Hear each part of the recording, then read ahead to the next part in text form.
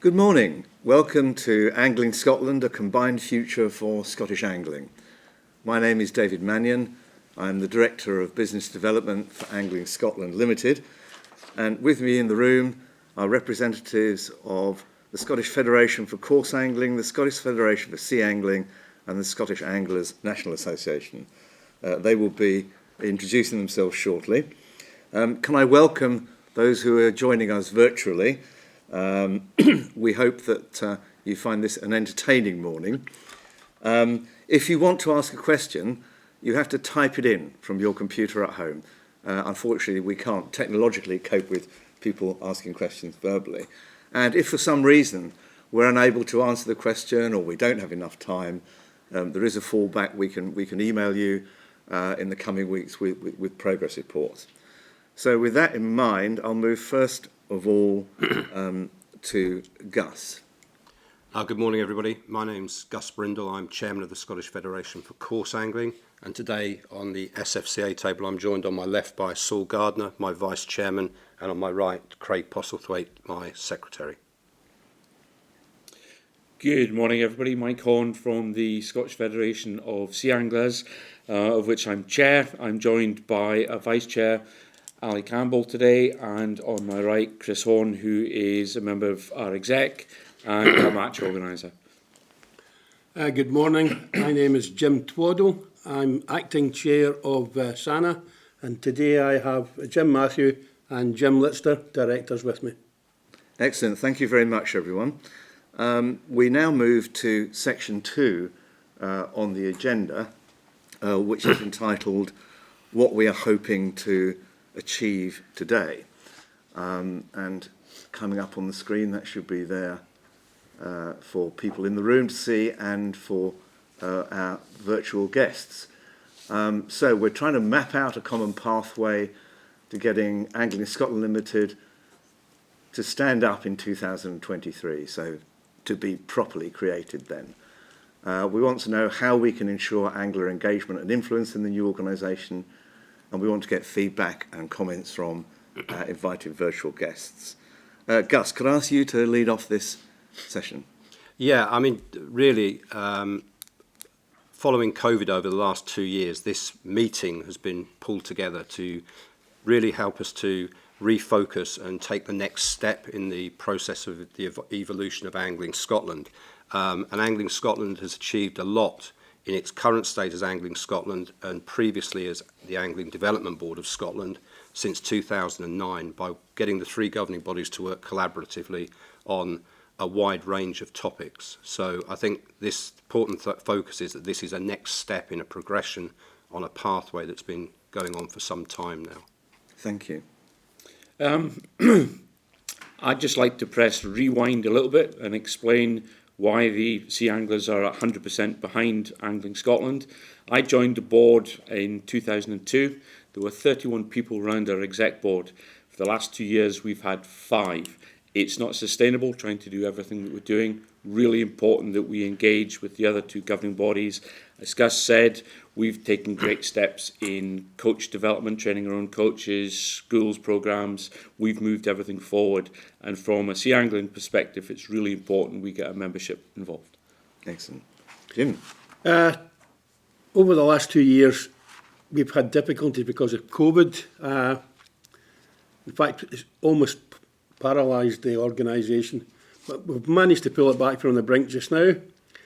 And as it was obvious before even COVID, it's difficult to motivate people to find committee members and do the administration.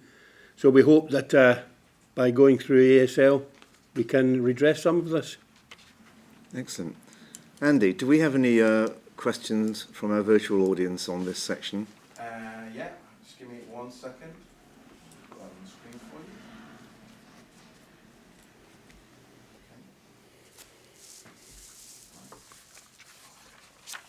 So, question number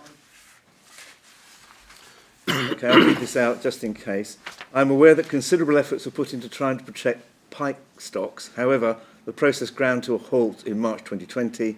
Staff changes at Marine Scotland, Brexit and COVID conspired against us. As Secretary of NGAA, and a PAAS/PAC member. I'm not familiar with what those are. I'm aware of a marked deterioration in the quality of pike fishing on Loch Ken. My question is, when will you resume the dialogue to offer pike statutory protection in Scotland? I think this is one for you. It's for me, really. It's for you. It's for Coarse Angling, obviously. Right. That's Galloway Angling Association and Pike Anglers Alliance of Scotland and the Pike Anglers Club of Great Britain. The pike legislation is still sat with Scottish Government waiting for parliamentary time. The answer to the direct question is, when will we resume the dialogue? We actually haven't stopped. We've been in constant contact with them. It's just simply that the Scottish Government's focus has understandably been all on COVID and getting us through and out of the other side of the pandemic. And a lot of things that would have got parliamentary time have been pushed to the right. And pike legislation, sadly, is one of those issues. We hope to get a meeting in the very near future with Marine Scotland or the Salmon and Recreational Fisheries Department to try and drive this forward again. And myself and the Environment Officer will be doing that on behalf of SFCA. But I'd just like to bring one point in here. When we're lobbying, and this goes for all three governing bodies with Scottish Government, and we're doing so as individual organisations, we're going at it from quite a small, very focused body, and actually working collaboratively as Angling Scotland, so going into that meeting as Angling Scotland, representing all anglers and all angling interests for one species or other, or all things that affect us like predation and things, gives us a much bigger voice. So that's one of the benefits of being within Angling Scotland. But to answer the question, we haven't stopped. It's still on right at the top of our agenda, and we're moving on with that. Okay. Can we have the next question, Andy?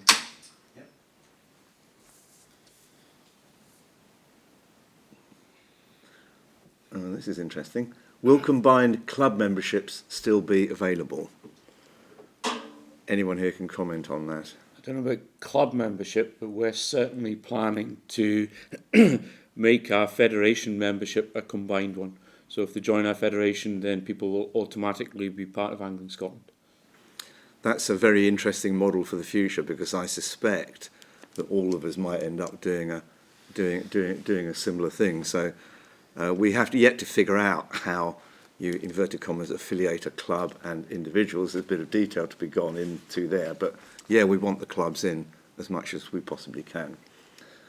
Question 3. Can it be written formally recorded that Angling Scotland cannot or will not have any interest in the day-to-day running of each federation, specifically with reference to matches and species hunts that have a direct impact on our members? I think that's probably come from a sea angler, but I don't know if you want me to sort of answer that, because I'm covering this later. If you want to answer, that would be good. But I mean, from our membership viewpoint, I think they're just looking for that solid reassurance that this is a step forward and we're not losing what we've got.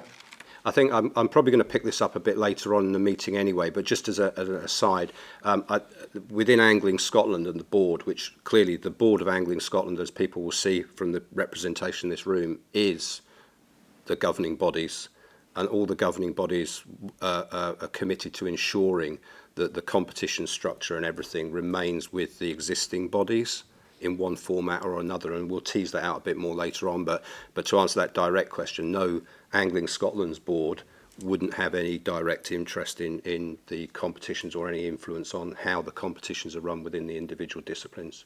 And we will be happy to formally record that as well. Yeah. I mean, that's always been, and that's been one of the things. I mean, it's no point a course angler or the board of Angling Scotland directing how a game angling lock style match is run. I mean, that's just nonsense. Absolutely. Great, okay. I think that finishes the questions from our virtual participants for that section.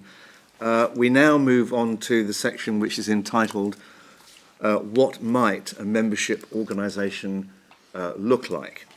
And kind of under that heading, we have 3 points. Are there going to be fees, and how might these be structured? How do we absolutely ensure member control and accountability of the Board of Angling Scotland? And how do we ensure the distinctive and unique contribution of each discipline is protected and developed? I think we go first to the course guys on this one. Craig, do you want to pick that one up? Yep, sure. So, specifically around the membership, I think one of the reasons we're looking to make Angling Scotland a membership body and how that will function, we still obviously need to go through a lot of the details, but we reckon there's around about 10,000 coarse anglers in Scotland. The Federation has a membership of around 1,200. So there's obviously a lot of people who don't join the Federation. And that could be for a number of reasons. You know, there's a whole changes in society we might talk about later. But certainly one of those reasons is that a lot of recreational anglers see the sports governing bodies, whether it be us, SANA, SFSA, as competition bodies. So they feel as recreational anglers that we aren't really there to represent them. Hopefully that these people then can see that Angling Scotland will be there to support them through environmental issues and also support them through the recreational issues.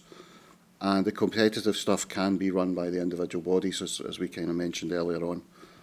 So it's quite important as we go forward that we will see people who are interested in competition will join their individual SGBs and support the coarse angling matches as such, or sea angling matches.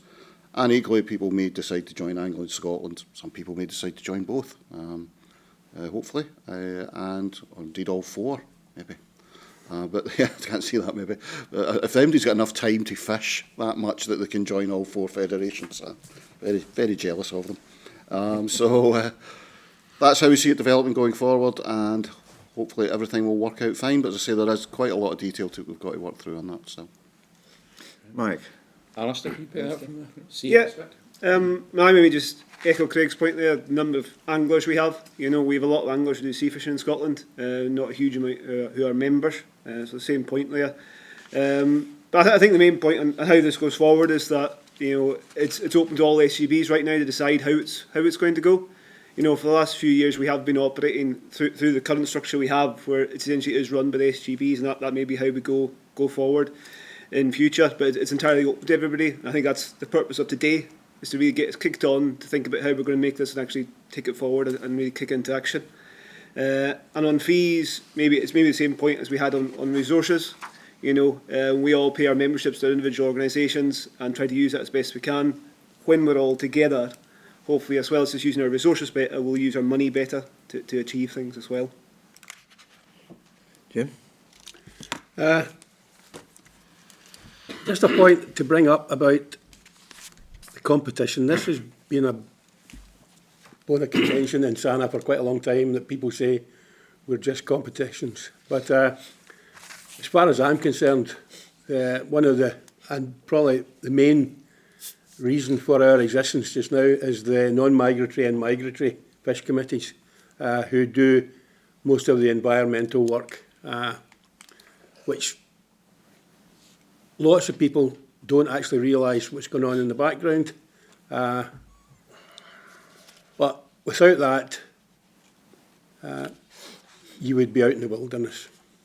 And as far as I'm concerned, that being taken under the umbrella of ASL is a good enough reason for their existence. Mm-hmm. If I could just emphasise a couple of points. The Board of Angling Scotland really is just made up of the sports governing bodies of course, sea and game.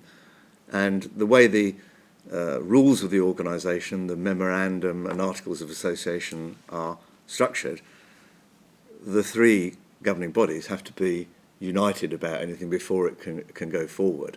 So that is obviously a very big guarantee that the distinctive and unique contribution of each discipline is maintained. I think it's extremely important when we move to being a membership organisation that there is a huge engagement with the membership and that we listen to them. There are a lot of fishing bodies out there who aren't like ours, who aren't representing anglers, who have a lot of influence, I think particularly in the game field, over how things work, and a lot of it commercially motivated. But first and foremost, in the new organisation, it will be a membership organisation.